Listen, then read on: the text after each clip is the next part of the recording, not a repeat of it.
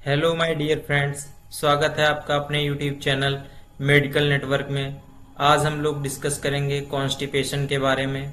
क्या इसकी डिफिनेशन है, काउजेज क्या हैं, किस कारण से होता है, सिम्टम्स देखेंगे हम लोग, क्या क्या सिम्टम्स होते हैं कॉन्स्टिपेशन के, एंड प्रिवेंशन, क्या बचाव क्या किया जा सकता है कॉन्स्टिपेशन में, ट्रीटमेंट के बारे में हम लोग डिस्कस करेंगे।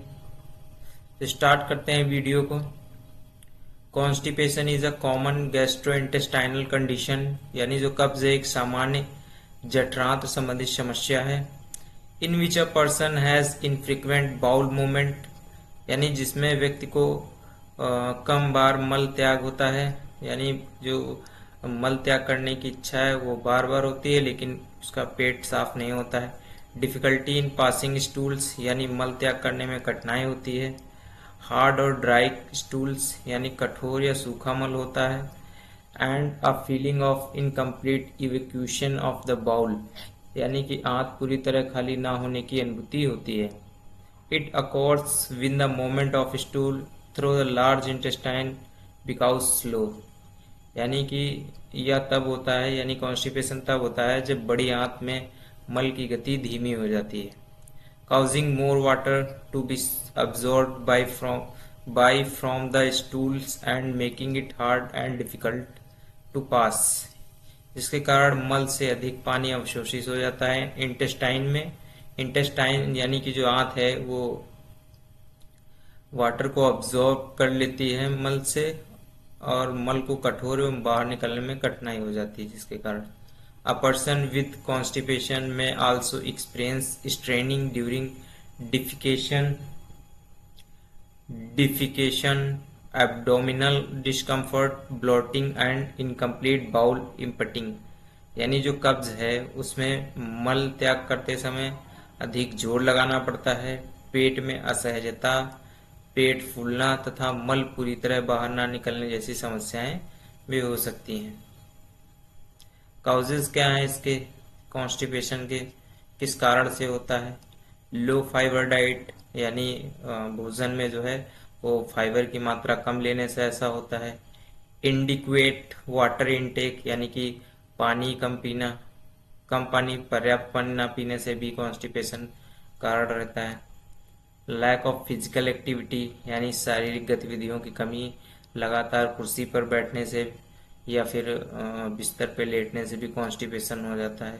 इग्नोरिंग द अर्ग टू पास स्टूल, यानी मल त्याग की इच्छा को बार बार रोकना। चेंज इन डेली रूटीन और डाइट, यानी दिनचर्या या खान पीन में बदलाव, ज़्यादा हैवी भोजन खाने या ऑयली फूड्स कंज्यूम करने से भी कॉन्स्टिपेशन होता है।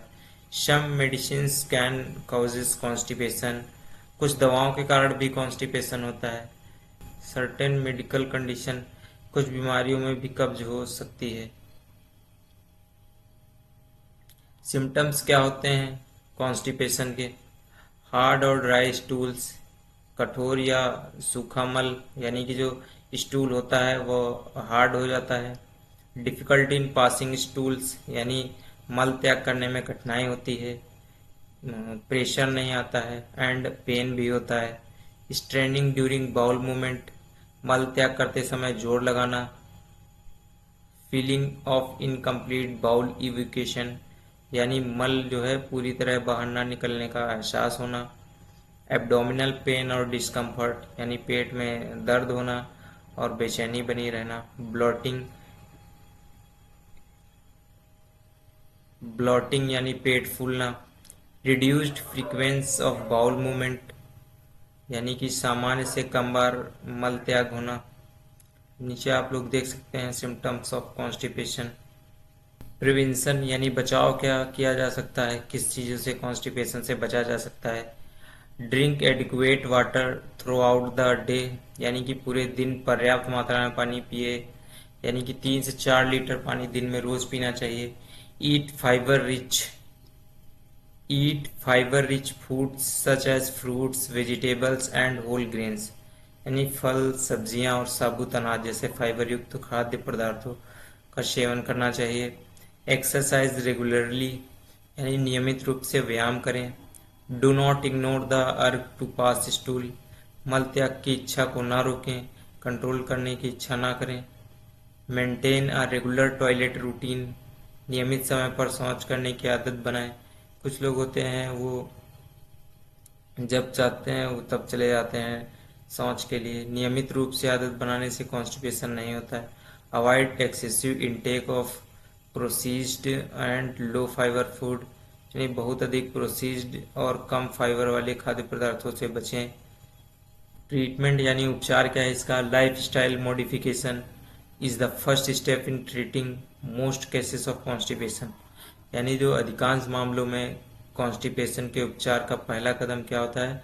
वो जीवन शैली में बदलाव करना चाहिए। Physical activities, regular increase dietary fibres gradually, यानी आहार में फाइबर की मात्रा धीरे धीरे बढ़ाएं।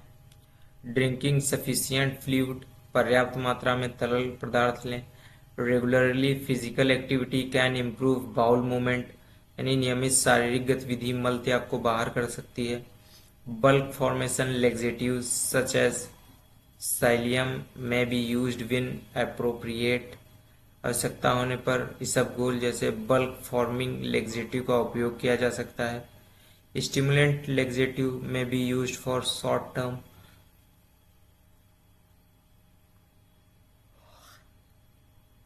Stimulant laxative may be used for short-term relief when appropriate.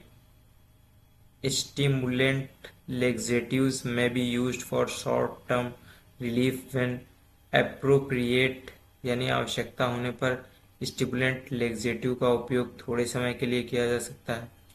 Video अच्छी लगे तो चैनल को सब्सक्राइब करें एंड बेल आइकन दबाना ना भूलें। धन्यवाद।